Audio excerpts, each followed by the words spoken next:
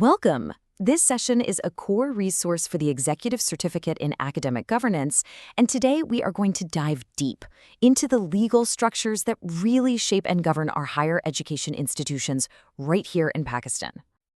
You know, to really get started, I think this quote sets the stage perfectly.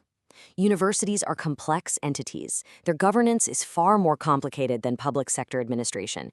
And it's so true. It's this exact complexity that makes having a solid grasp of the legal and regulatory landscape not just helpful, but an absolute necessity for anyone in a leadership role in academia. So here's our roadmap for this explainer. We're going to walk through this landscape by looking at 5 key areas. First, why these frameworks matter so much. Then, we'll look at the national regulatory bodies.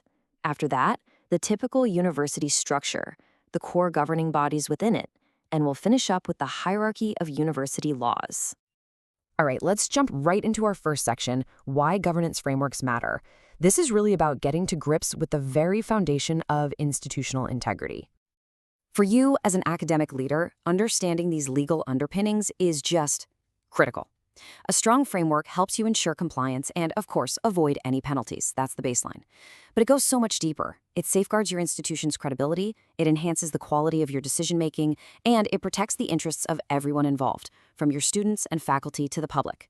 And ultimately, it helps you build and promote a culture of quality assurance that is both legally sound and ethically robust. Okay, now let's zoom out a bit. We're going to broaden our perspective to the national level and take a look at the pillars of higher education oversight here in Pakistan. The main regulator for most universities is, of course, the Higher Education Commission, or HEC. Its journey actually began way back in 1947 with the first Pakistan Educational Conference. The idea for a University Grants Commission, the UGC, was first recommended in 1959 and then formally enacted in 1974. But the really crucial shift happened in 2002, when the HEC ordinance came in and replaced the UGC, creating the body we know today. And then one more significant change came in 2010 with the 18th Amendment, which actually devolved many of the HEC's functions to the provinces. Now, for medical and dental schools, the regulatory history has been just as dynamic. Pakistan initially adopted the British Indian Medical Council Act in 1947. Then, the PMDC Ordinance of 1962 codified its role as the primary regulator for decades. But, recent years have seen some pretty significant upheaval. In 2019, the PMDC was dissolved and replaced by the Pakistan Medical Commission, the PMC. But that was reversed just a few years later, and the PMDC was brought back under the 2022 Act. It really goes to show just how much professional regulation can evolve. So now let's shift our focus from the national level back down to the institutional level. Let's really explore the anatomy of academic authority inside the universities themselves. If you look at public sector universities in Pakistan, they generally share a very clear, symmetrical, top-down hierarchy.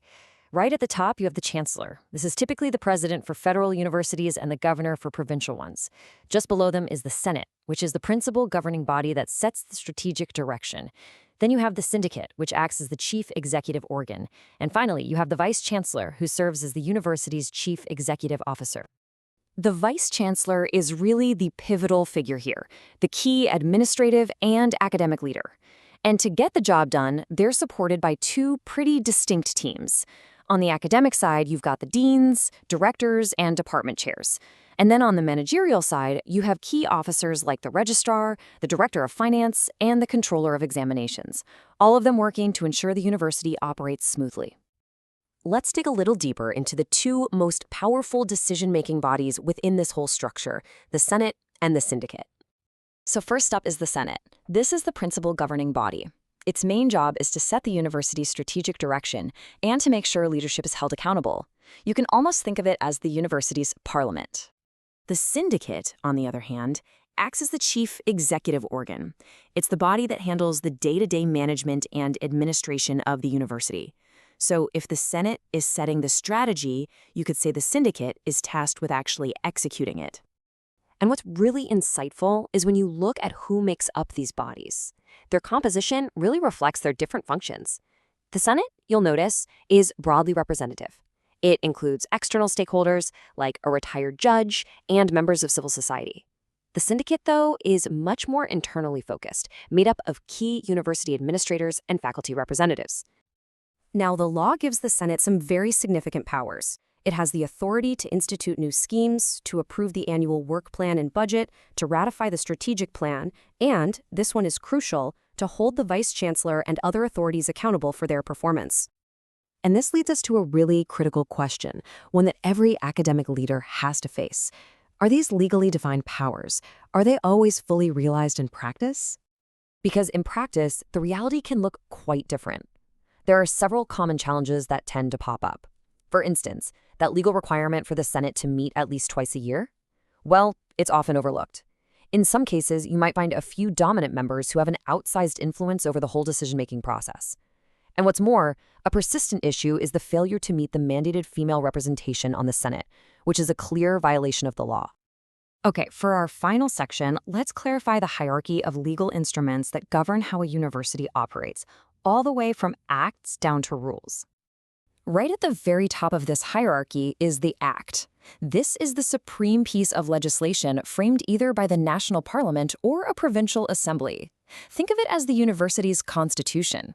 It's the foundational document that provides the main guidelines for its establishment, its powers, and its government structure. One level down from the Act, you have the statutes. These are essentially bylaws that the university itself enacts to regulate its core functions.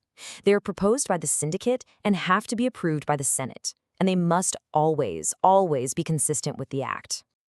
Next come the regulations. Now, these are bylaws that are specifically designed for academic matters, things like admissions, exams, and courses. Typically, they're proposed by the academic council and then approved by the syndicate.